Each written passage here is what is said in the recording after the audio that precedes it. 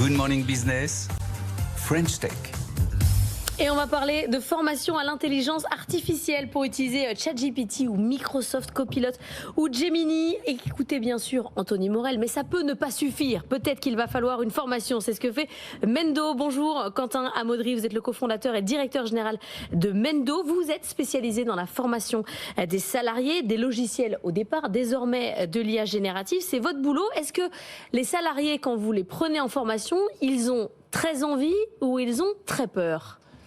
Globalement, je dirais qu'il y a vraiment une envie, une curiosité, parce qu'aujourd'hui, il y a du marketing partout. L'IA générative, on le voit à la télé, même à l'aéroport. L'autre jour, quand j'y étais, j'ai vu des pubs sur l'IA générative. Et donc, il y a vraiment une curiosité. Forcément, il y a des personnes qui se disent quel va être l'impact sur mon quotidien, qu'est-ce que ça va changer. Mais on voit qu'il y a une vraie envie. Et d'ailleurs, ça se traduit dans les chiffres d'utilisation de nos outils et de formation de manière générale. Anthony, tout l'enjeu est là. Ah bah oui, énorme enjeu, je pense que vous êtes très très bien positionné pour le coup, mais comment vous les formez ? C'est-à-dire que les outils d'intelligence artificielle, leur particularité, enfin, quand on parle de ChatGPT, de Gemini, c'est que tout le monde instinctivement a l'impression de savoir s'en servir. Donc comment vous arrivez, les gens doivent vous dire non mais je sais, c'est bon, il suffit que je pose une question, il va me donner la réponse. Alors qu'en fait, il y a toute une grammaire à apprendre, il y a tout ce prompting comme on dit, c'est ça que vous leur apprenez ? Alors, moi, je suis pas un énorme partisan de dire qu'on apprend les personnes à prompter. C'est un peu contre le courant, mais le plus important, c'est vraiment de changer les méthodes de travail. En fait, ça fait 25 ans qu'on travaille d'une même manière avec nos ordinateurs, donc sur Word, sur PowerPoint. Et aujourd'hui, on a comme un cerveau externe qui nous est mis à disposition, qui peut faire plein de tâches. Et en fait, c'est ce changement vers imaginer tout ce qu'on peut faire qui est vraiment un changement de paradigme. Et c'est ça qu'on aide les personnes à faire. Et donc, nous, ce qu'on va faire, c'est qu'on va leur faire des choses. Chaque semaine, on va venir les accompagner dans des nouvelles tâches, dans des nouveaux cas d'usage. On va les aider à comprendre comment ils peuvent trouver de la valeur avec ces outils. Et pour rebondir sur cette stat, en fait, la majorité des gens se sentent plutôt perdus. Ils n'ont pas vraiment l'impression de savoir s'en servir. Ils se rendent compte qu'il y a plein de choses à faire et du coup, ils sont plutôt bienveillants vis-à-vis des formations qui vont les accompagner sur ça. Donc, Anthony Lisée, vous êtes bien placé. Il y a un marché assez clair. Vous venez de lever 3,5 millions d'euros. Mais pourquoi c'est pas Microsoft qui s'occupe directement de former les gens à Microsoft Copilot ? C'est une très bonne question. Alors, Microsoft essaye. Évidemment, leur objectif, c'est d'avoir les outils les plus simples possibles pour que tout le monde sache les utiliser. Mais la réalité, c'est que Microsoft, c'est pas vraiment une entreprise de formation. C'est pas une entreprise d'accompagnement.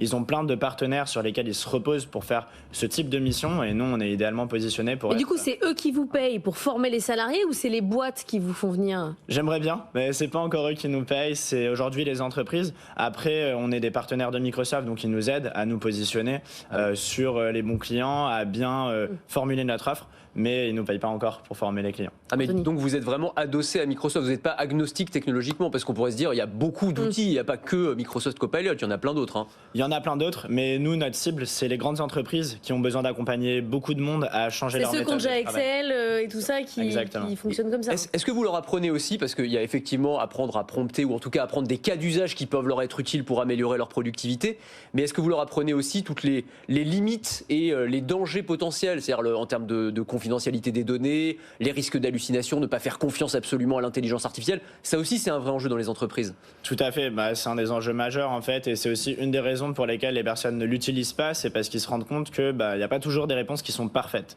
Et donc il faut vraiment créer ce muscle de avoir un regard critique au bon moment, savoir quand on peut faire confiance et quand on peut aller de l'avant avec l'IA générative. Et c'est tout ça qu'on apprend en utilisant Mendo et donc en utilisant l'IA générative. On en reparlera avec Léon Lolouza, qui est le directeur général de l'ESCP. Lui, il a signé un partenariat avec OpenAI pour former les profs, les élèves. Il nous en parlera dans un instant. Juste les 3,5 millions d'euros, ça sera du marketing, c'est pour aller à l'étranger, c'est pour faire quoi ? C'est tout ça, donc forcément tout un volet sales et marketing avec l'idée de développer la force commerciale parce qu'aujourd'hui on a énormément de demandes, vous l'avez dit, il y a un très très fort marché. Et de l'autre côté, ça va être ouvrir des premières positions en Angleterre parce qu'il y a aussi beaucoup de demandes de l'autre côté de la Manche. Et le produit, forcément il y a encore plein de choses à créer. Donc, ouais. Ouais, puis j'imagine qu'il faut le faire évoluer en permanence parce que le truc c'est que l'IA générative, il y a des nouveaux produits, on a l'occasion d'en parler dans Culturia tous les jours, ça arrive tout le temps, enfin, même en suivant tous les jours, on a du mal à suivre. Et d'ailleurs, c'est quoi le profil de vos formateurs, c'est qui exactement? Bah alors, le formateur... C'est vous, Anthony. Bah oui, si vous recrutez, écoutez, Bah oui, on recrute. on va discuter. Hein. Mais en fait, l'idée, c'est que la formation se fait à travers notre outil. Donc, on a utilisé de la très bonne technologie, on vient l'intégrer dans le travail des personnes, et un peu comme Duolingo, on vient venir donner la bonne formation au bon moment. Et donc, l'idée, c'est qu'on peut démultiplier notre impact à travers la technologie. Merci beaucoup, Quentin Amodri, d'être venu. Vous avez déjà convaincu 35 clients, dont Yves Rocher, PwC et Chronodrive.